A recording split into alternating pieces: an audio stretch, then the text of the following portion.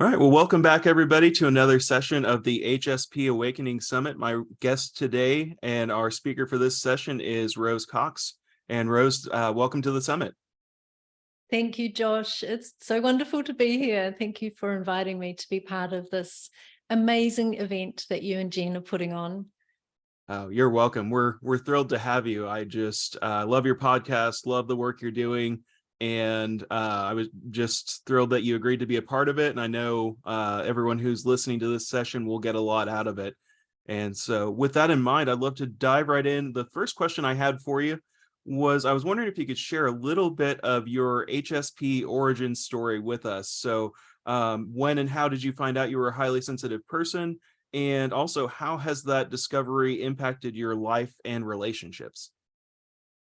So interestingly, I discovered the HSP trait when I was in the middle of my first summit, and that was a few years ago.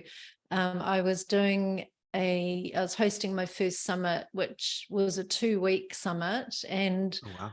for some reason, I took it all on myself, and it was pretty overwhelming. I had 26 or maybe 27 speakers. Wow. And there was a lot to do. And in the second week, I had a bit of a overwhelming time. It wasn't a breakdown. It was just like a burnout. And I just took myself out for a walk, which is what I do if something like that happens. And I was listening to a podcast, and they were interviewing Julie Beeland, who is quite well known in the HSP space. And Julie was talking about the highly sensitive person trait, and I'd never heard of it before. But everything she said just resonated so much. And I thought, that's what's going on with me. And it's something that's been with me all my life, obviously. Mm-hmm. I've always been very sensitive to all sorts of things, bright lights, sounds, smells, quite emotional as well at certain times. So when I discovered, even though I was going through a bit of a bad time, it felt so good to know that, okay, there's a reason behind this, and it's affecting me a bit differently to other people.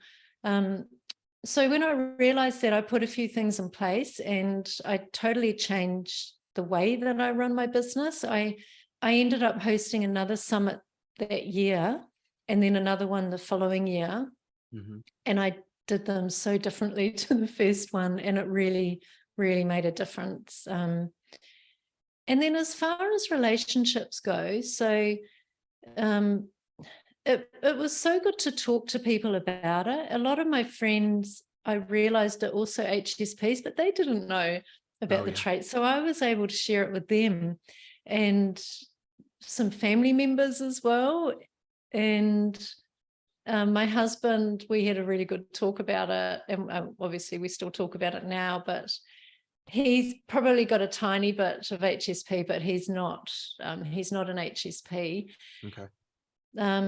And clients, a lot of my clients at the time, well, actually most of my clients at the time I discovered were also HSPs. So it was really good to be able to share with them, because they didn't know about it either. So I guess what it boils down to is that when I found out about it, I was able to share it far and wide and really help other people to understand the trait. And I dived into it. I listened to podcasts, I read books, and did courses, anything I could get my hands on to find out more about this trait. I did it. And that's why I hosted the other 2 summits, because I interviewed over 40 HSPs. So I really got to know different HSPs in that way as well.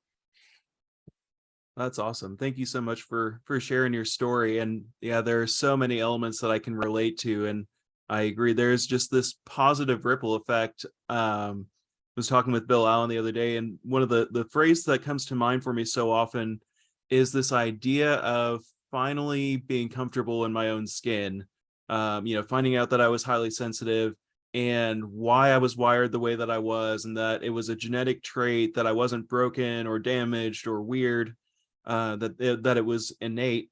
it was a huge relief because it caused me to stop second guessing so many aspects of myself or trying to fit into the boxes that I had tried to fit into for so long.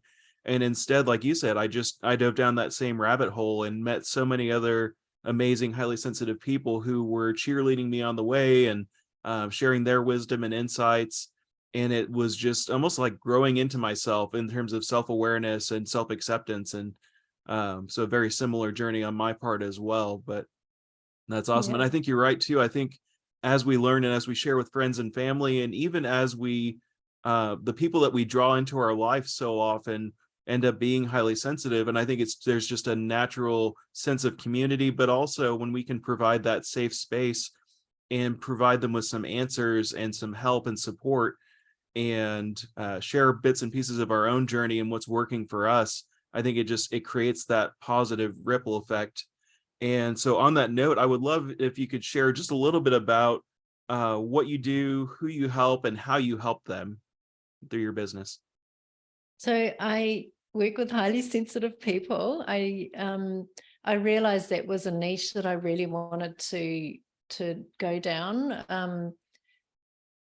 Also introverts and empaths, because although they're not exclusive, I know there are HSPs who are extroverts, including Jen, your co-host.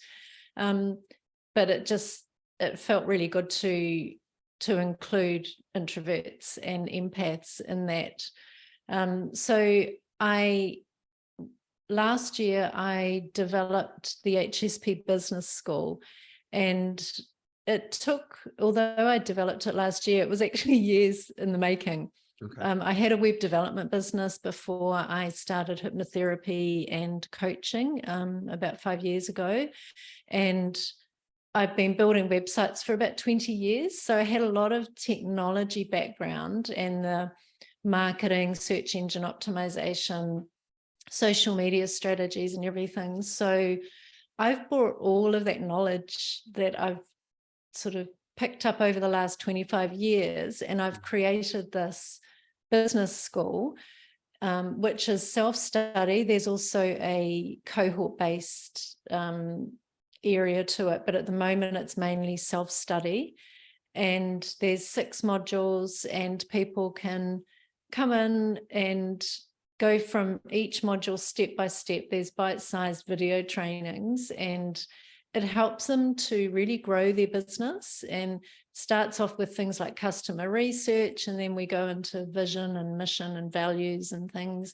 And then I share a lot of the marketing strategies and offer creation strategies. And yeah, it's a beautiful holistic program. And I've also got my bespoke RTT hypnosis recordings as part of it, which I think the mindset is such a big part of running a business, especially as an HSP. So the hypnosis has helped me a lot with my confidence in other areas. So I've included that in the business school, and a lot of my clients just love that, especially the HSPs. I think the calming hypnosis recordings can really help. Yeah, it's definitely, from what I've seen of it, it's a one of a kind program. And like you said, it's the additional elements that are so great when it comes to working not just on your conscious mind and your setting intentions, and just the simple how to, but the RTT working on your subconscious mind to reinforce these new beliefs and give you that confidence, give you that self-belief to present yourself, which is half the battle, really. That sense of, no, I can do this, and I believe in myself, and I belong here, and I'm on mission. I've got a goal. There are people I want to help, and just having that courage to put ourselves out there in the world. I think the way that you've created your program, the way that you've crafted it, and the elements are unlike anything else I've seen in a coaching program. And so it just absolutely looks incredible, and would encourage everybody to take a chance to look into that when they get a chance, because it is one of a kind for sure. You've done something pretty amazing, especially even just the framework blew my mind. So there's some great stuff there. Thank you. Thanks, Josh. You're welcome. So on that same note, today we're talking about marketing the HSP friendly way. And so what exactly do you mean by that title, and what all are we going to cover in our time together? If you want to give us just a brief overview. Yeah, sure. So the HSP friendly way, in my view, and everyone's got their own view, but in my view, it's about honoring our sensitivity and running our business in a way that really feels aligned for us and that we enjoy doing and that we feel comfortable doing. Mm-hmm. And yeah, what we're going to cover today are some challenges that HSPs face, some strategies to overcome them, and various mindset and marketing strategies. Awesome. Well, I'm excited to dive in. So the first question I had for you was, as an HSP business owner, what unique challenges do we face in the marketing landscape, and how can we turn these challenges into opportunities?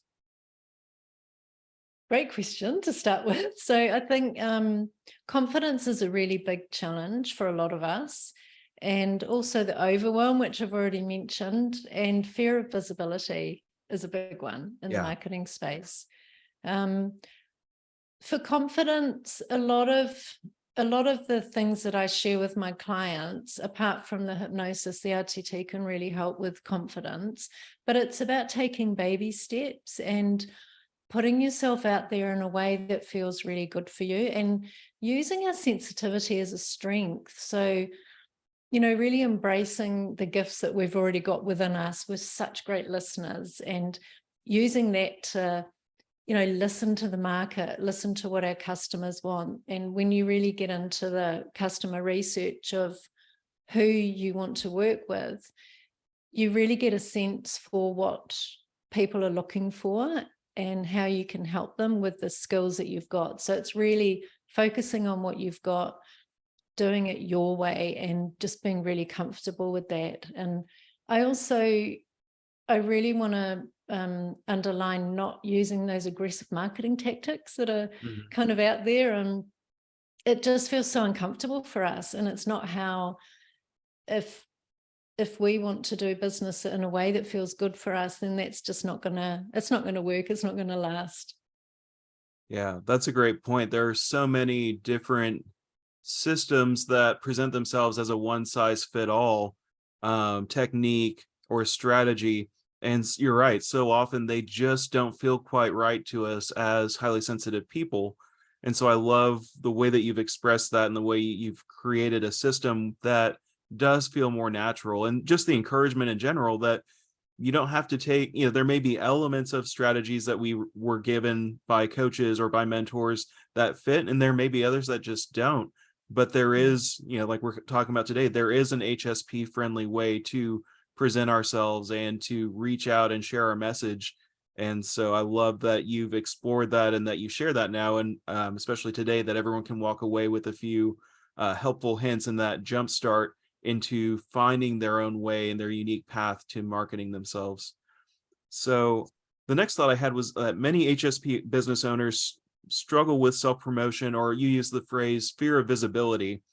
And so the next question I had was, how can they overcome this hurdle and embrace marketing as a means to share their gifts with the world? I think it's about reframing that fear of visibility and self-promotion, and not seeing it as bragging, but seeing it as sharing your unique gifts, because there is always going to be someone out there who can, who really needs and can really use what you've got to share. So reframing, and then it's about finding the platform that you feel most comfortable with. So it could be, you might love writing, so then I'd suggest writing blog posts and sharing those in the way that feels authentic to you. Or you might really love connecting with people like we are, and running a podcast, and that's a really great way to share your message as well, but also to connect with other people. You might love teaching and educating others, in which case something like a webinar, like running a webinar maybe once a month, once a quarter, and people get to know you and they get to know what services that you offer.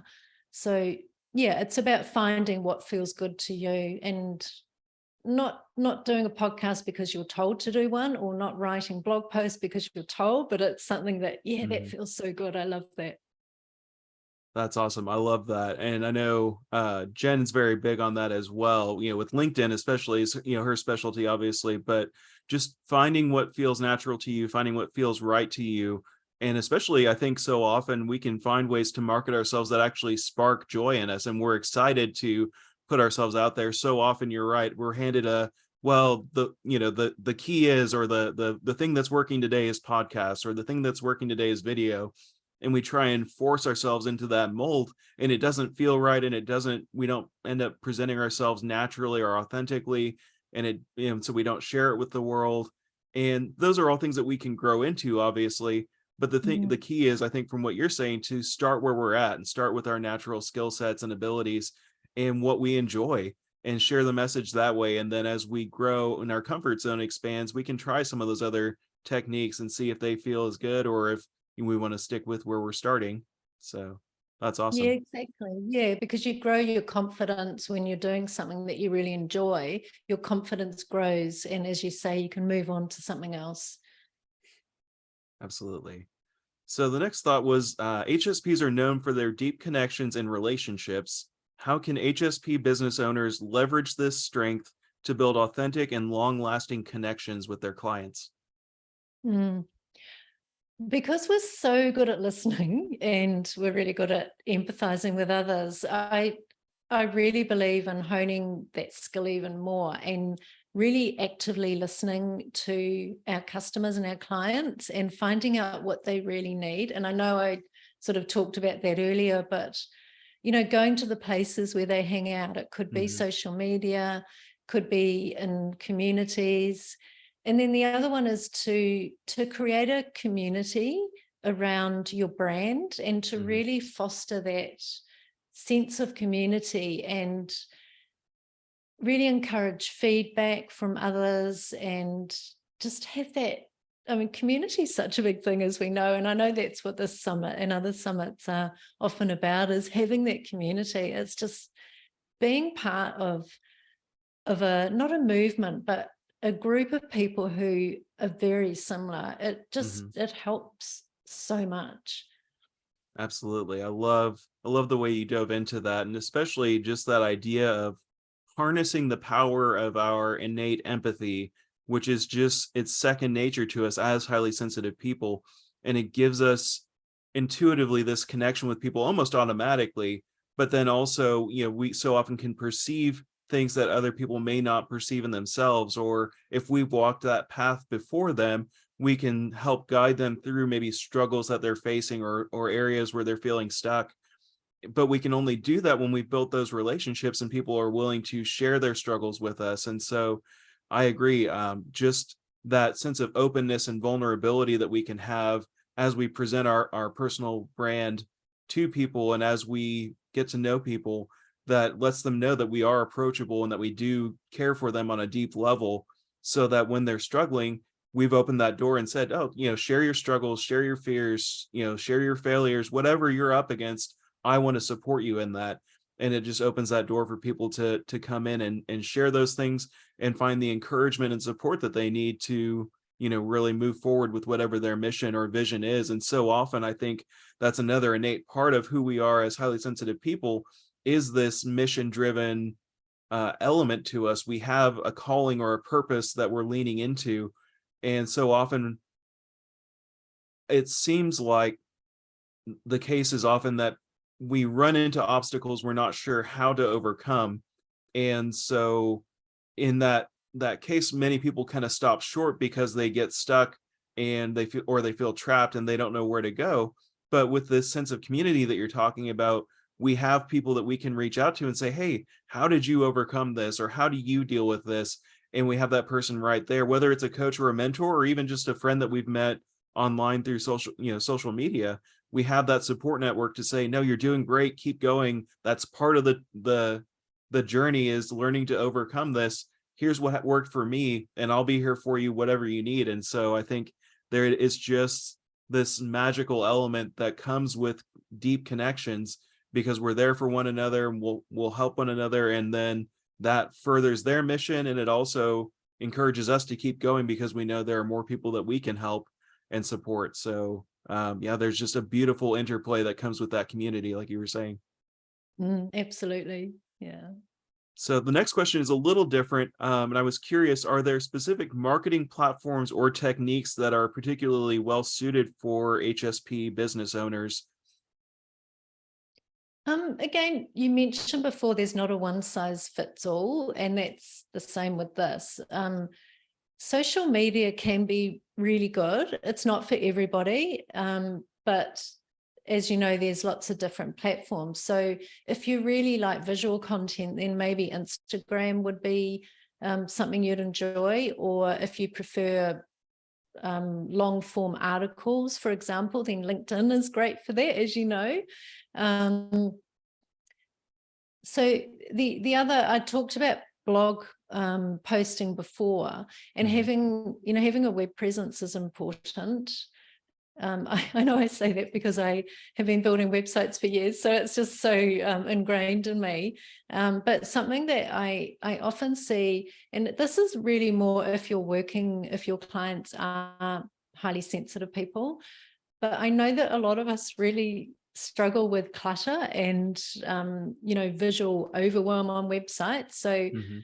something I really encourage people to think about when they're building their websites, or even a social media post or imagery, is to really think about creating a calming experience for your audience, and use calming colors, and not sort of bright, shiny things. I remember when I started coding, gosh, in the late 90s, and I remember those flash GIFs, Mhm. which were so fun to code, but they really are quite horrible when you look back. They're neon as well.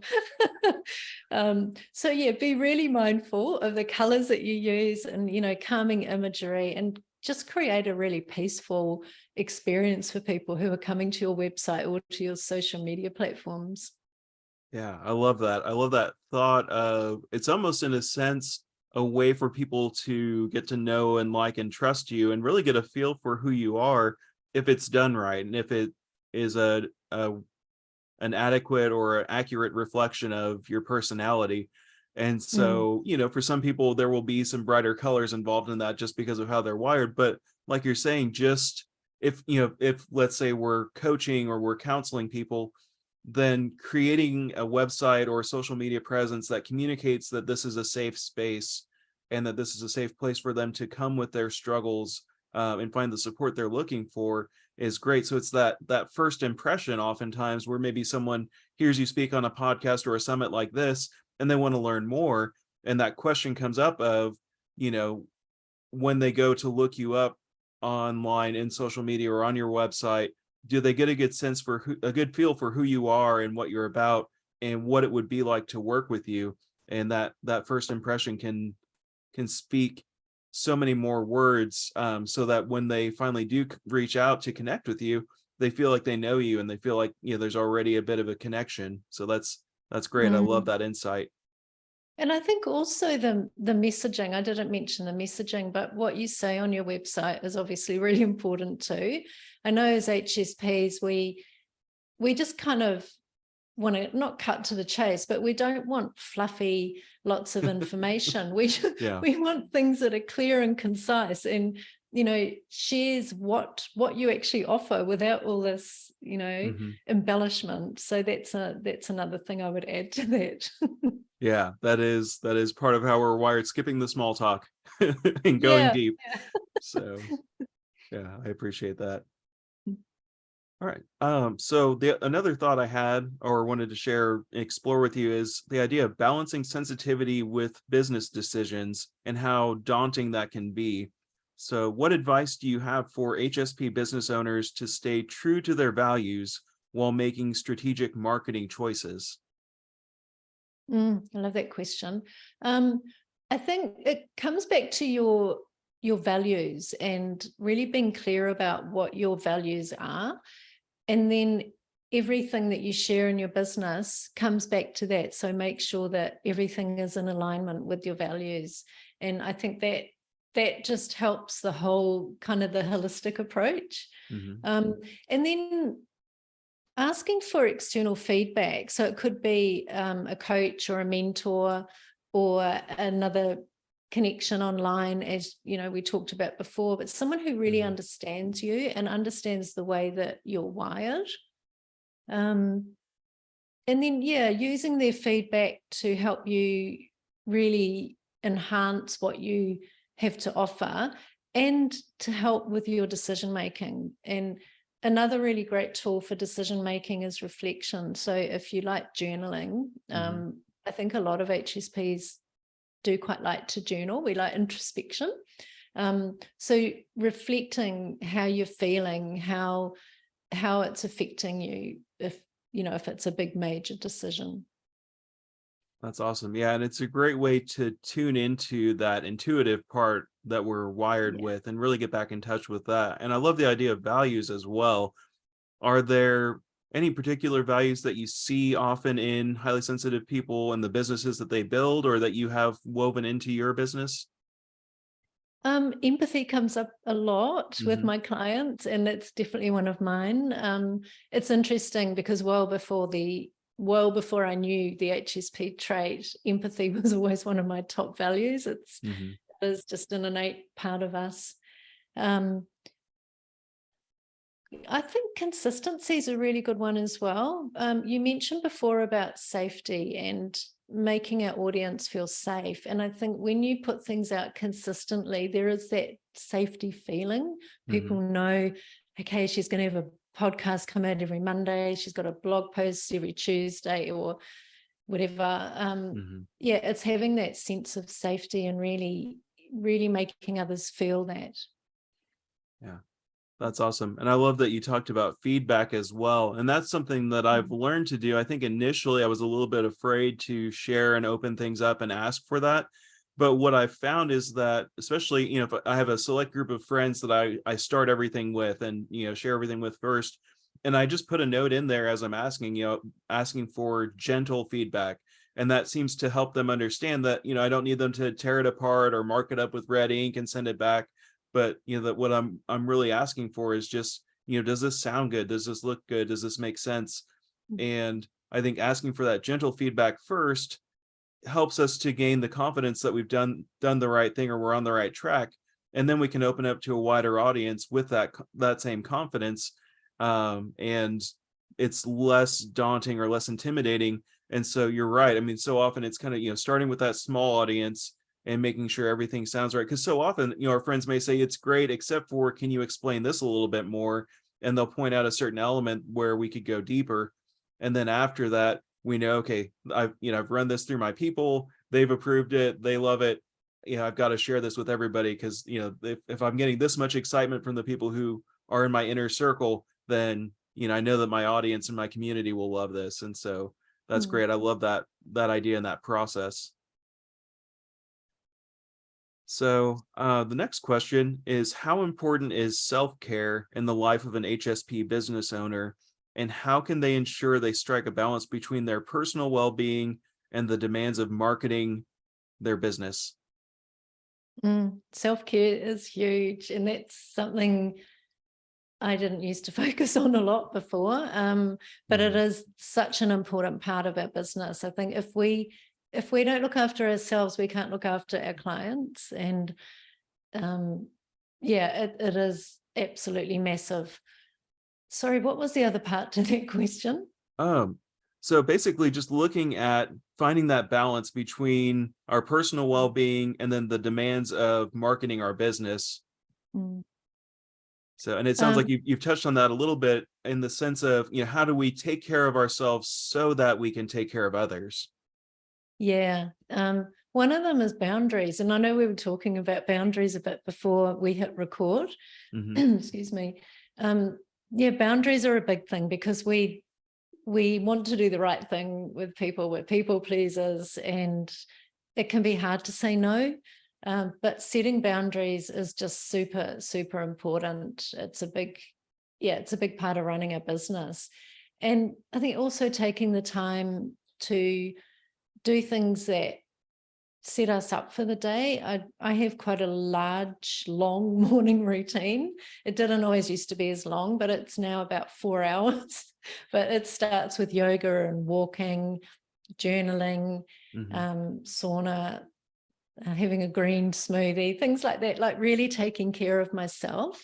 Yeah. And, putting that, even saying that it's a business task and, task, but making that really important. That's what you do before you start your day. And then again is having the support of others. I think having support really helps to have that balance and harmony in your business life. And delegation. Often we don't delegate. We find it hard. I know personally I found delegating hard.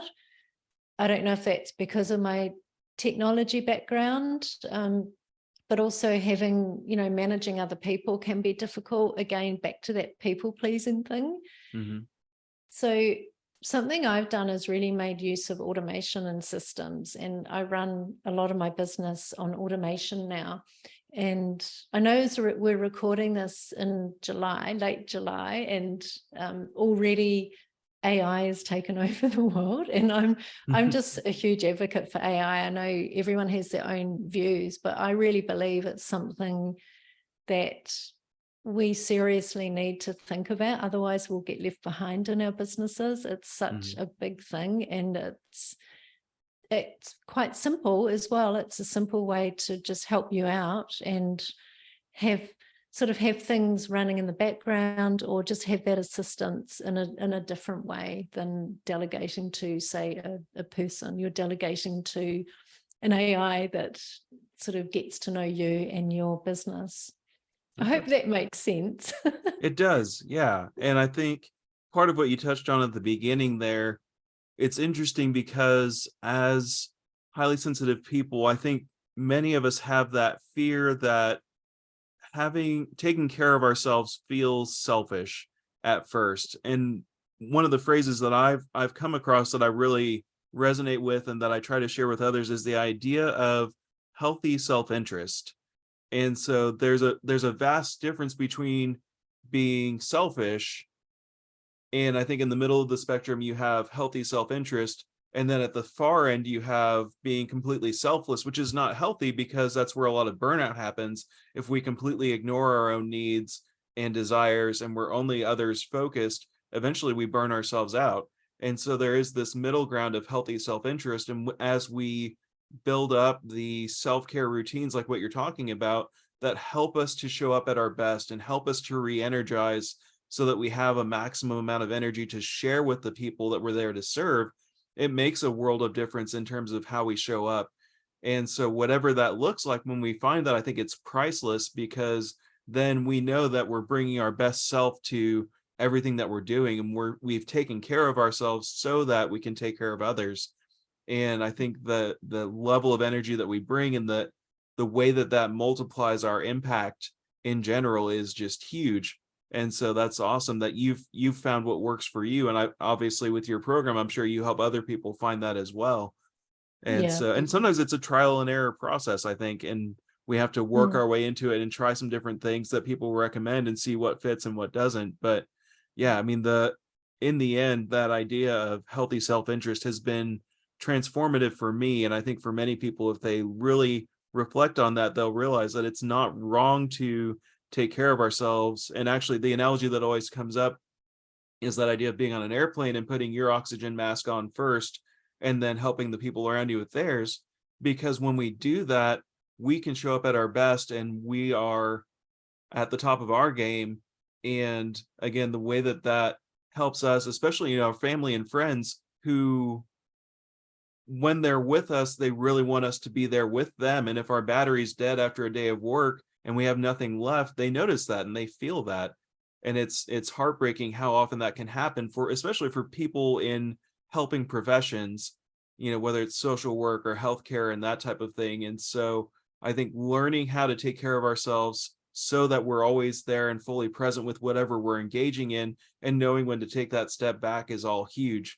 And so if you don't mind diving a little bit further into that, I'd love to hear how that has unfolded for you, and maybe a few specifics about what that process has looked like, and how you manage to balance your business and your personal life, if you don't mind. I know it's a little bit um kind of a rabbit trail, but I'd love to hear more specifically how that's worked for you, because I feel like with the journey you've been on, you've done some incredible work, and you've your through your podcast and your business, you're doing incredible things.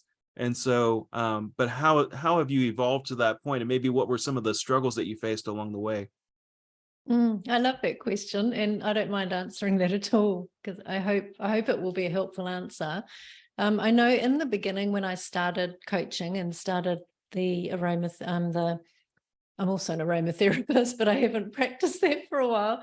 The hypnotherapy, I opened up my calendar for probably, I'd say the first year at least. I opened up my calendar every day of the week apart from Sundays. So I worked Saturdays, and I had available spots just because I just wanted to help people, and I wanted to do online sessions or face-to-face sessions.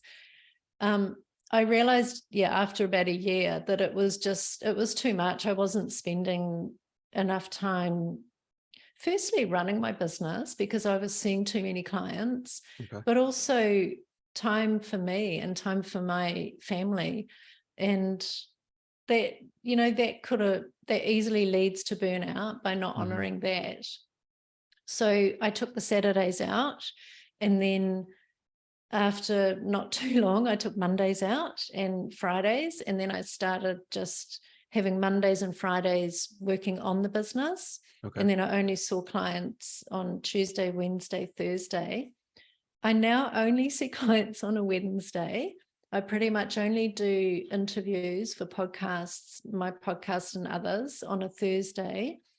And I have a really clear cutoff time now. Like I would easily be at my desk until 8 at night. Sometimes I have been a chronic overworker in my life. I could just easily hang out in my office all day. So I have a clear cutoff time now, and I actually don't get to my desk off until 10 in the morning. And then I make sure that I'm out of the office by 5. Okay. Sometimes it's 4, and I make sure I take breaks, and I'll go for long walks. So it's definitely evolved over the years, and it's going to get even now that we I know I discussed with you a while ago that I'm pausing the podcast, so it's going to free up even more space. So I'll probably use the Mondays and the Fridays as actual days off, and just work on the business Tuesday, Wednesday, Thursday. That's awesome. Thank you so much for sharing that, because I think you're right. So often when we're starting out and we're excited about our business, we just give everything we've got to it. And we, I think, can trick ourselves into thinking that that's the best strategy, or that that's going to make us more effective. And I think oftentimes it's the exact opposite, that the business starts to take over. And without boundaries, I think sometimes it can begin to negatively affect the rest of our life, instead of being something that enhances it and something that we show up to with energy and with joy. And so I love the way that you've designed your life and then worked the business into it, instead of fitting in a little bit of life here and there where you can around the business. And so that's a huge insight that I hope a lot of our listeners will really take to heart and will benefit from. And I know every time I've heard you share about that on your podcast and in our previous conversations, it just intuitively, I know that there's something there for me to learn from as well.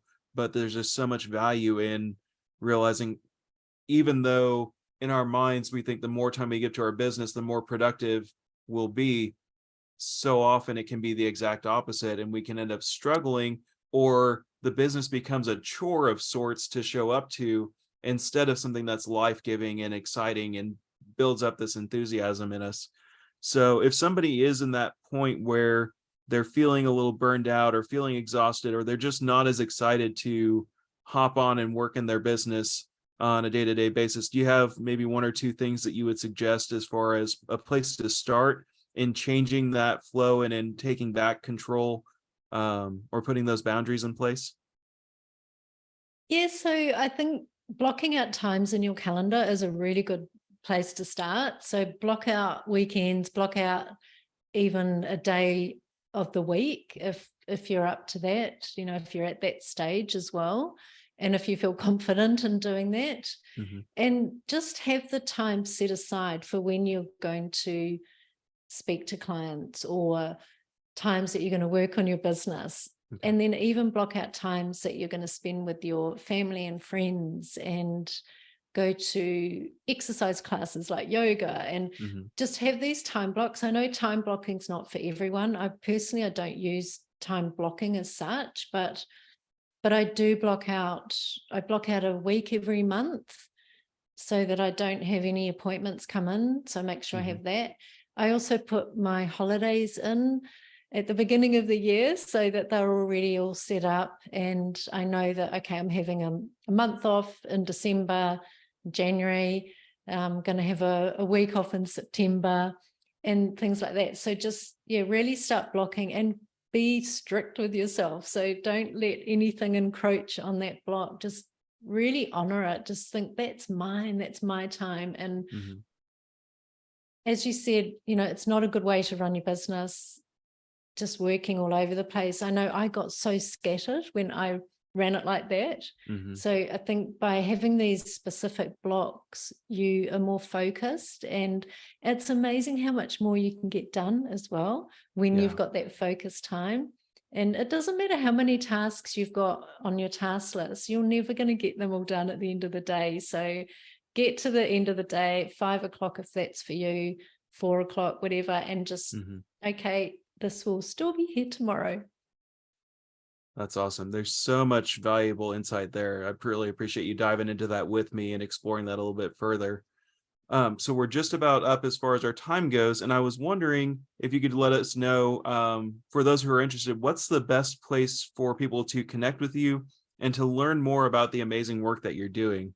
We'll include some links, obviously, below this as well for people to dive in further. But where would you like people to come and find you, and where would you love for them to connect with you and learn more? Oh, thanks, Josh. So I've got a few websites. The main website is rosecox.com. It's nice and short and simple. And I've also got hspbusinessschool.com. They're probably the two main ones where Okay. people can go to find out more. I am on social media. I'm not on social media a lot. I didn't talk about that as one of the boundaries, but I don't use any social media on the weekends, and I have no apps on my phone. Okay. Um, yeah, I'm really, so probably the websites are the best place, and you can Okay. contact me. But if you did want to send a DM, I will eventually get back to you, but I'm not on social media every day. Okay.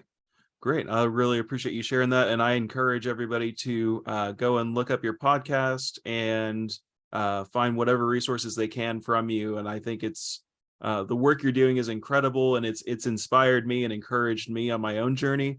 And I just can't thank you enough for taking the time today to share with us, to add to the value of this event, and to also just I hope that everybody in this community that we're forming through this event will get to know you more, because you have so much to share with them, and so many incredible resources and guests that you've had on your podcast. And I know that's not something you'll be doing going forward, but there is a whole library of incredible resources and conversations for anyone who is looking for a way to grow in their business, and maybe they're up against a certain challenge. You've had some incredible guests on just all sorts of different subjects.